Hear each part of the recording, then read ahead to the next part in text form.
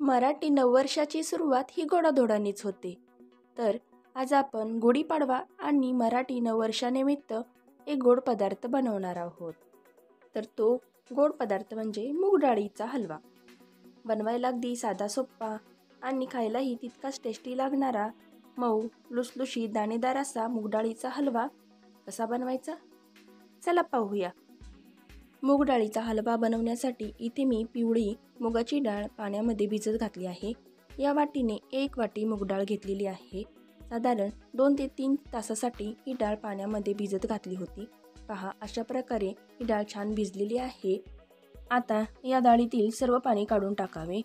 मिक्सरच्या भांड्यात ही भिजवून घेतलेली सर्व डाळ घालावी आणि अगदी बारीक स्वरूपात वाटून घ्यायची आहे.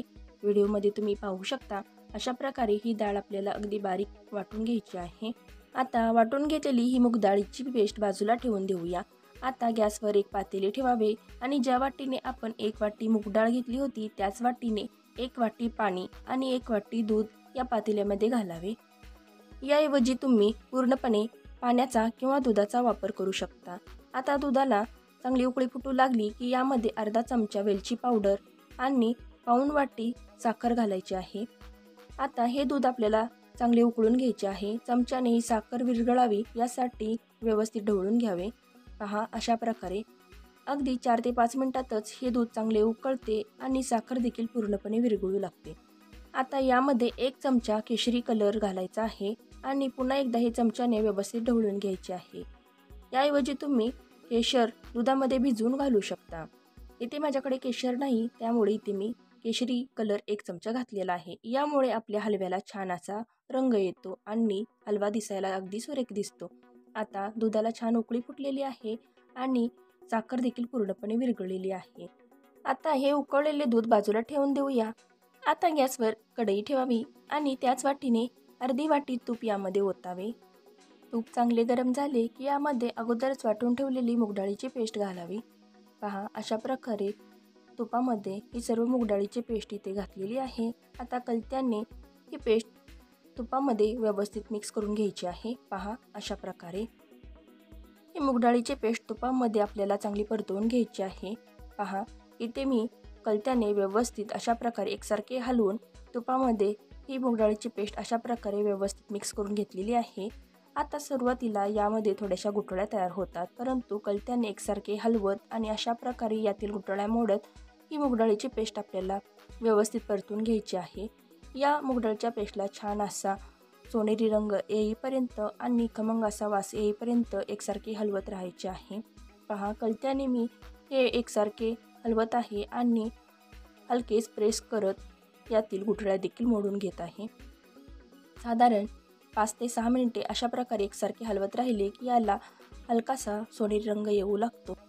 आता यामध्ये ड्रायफ्रूट्सचे काप घालावेत आणि ते देखील या तुपामध्ये व्यवस्थित परतून घ्यावेत. पहा, आणखी 3 ते 4 मिनिटे अशा प्रकारे एकसारखे हलवत ही मूग डाळीची पेस्ट तुपामध्ये चांगली परतून घेतली की याला छान असा सोनेरी रंग येतो आणि याला छान असा सुवास देखील येऊ लागतो. आता एकूण 8 ते 9 मिनिटे झालेली आहेत. मंद आचेवर तुपामध्ये ही मूग डाळीची पेस्ट आता छान अशी परतून झालेली आहे. याचा छान असा सुवास देखील येऊ लागलेला आहे. आता यामध्ये आपण अगोदरच उकळून ठेवलेले दूध होते ते यामध्ये निम्मे घालायचे आहे आणि कलत्याने अशा प्रकारे व्यवस्थित मिक्स करून घ्यायचे आहे. सर्व दूध सुरुवातीला एकदम ओतायचे नाही, तर निम्मेच दूध यामध्ये ओतायचे आहे आणि अशा प्रकारे कलत्याने व्यवस्थित मिक्स करून घ्यायचे आहे. यामध्ये अजिबात गुठळी होऊ नये यासाठी एकसारखे हलवत राहायचे आहे. सुरुवातीला घातलेले दूध आटले की नंतर उरलेले बाकीचे सर्व दूध यामध्ये ओतावे आणि पुन्हा एकदा कलत्याने व्यवस्थित मिक्स करून घ्यावे. पहा, अशा प्रकारे आता हे दूध या मूग डाळीमध्ये छान असे मिक्स झालेले आहे. आता यावर झाकण ठेवून मंद आचेवर 3 ते 4 मिनिटे चांगले शिजवू द्यायचे आहे. 3 ते 4 मिनिटानंतर यावरील झाकण काढून पहा, या दुधामध्ये हा मूग डाळीचा हलवा छान असा शिजलेला आहे. कलत्याने हा हलवा पुन्हा एकदा व्यवस्थित चांगला मिक्स करून घ्यायचा आहे. आपण अगोदरच दुधामध्ये वेलची पावडर आणि साखर घातलेली होती, त्यामुळे हा हलवा खायला तर चविष्ट होतो, शिवाय तो अजिबात चिकट देखील होत नाही. आता गॅस बंद करावा आणि यावर झाकण ठेवून साधारण 5 ते 10 मिनिटे अशाच प्रकारे झाकून ठेवायचा आहे. यामुळे हा हलवा गरम कढईत छान असा वाफरला जातो आणि तो अगदी मऊ लुसलुशीत आणि अजिबात चिकट होत नाही. तर अशा प्रकारे हा मूग डाळीचा मऊ लुसलुशीत दाणेदार असा हलवा तयार झालेला आहे. तुम्हाला जर आजची रेसिपी आवडली असेल तर लाईक, शेअर आणि सबस्क्राईब. धन्यवाद.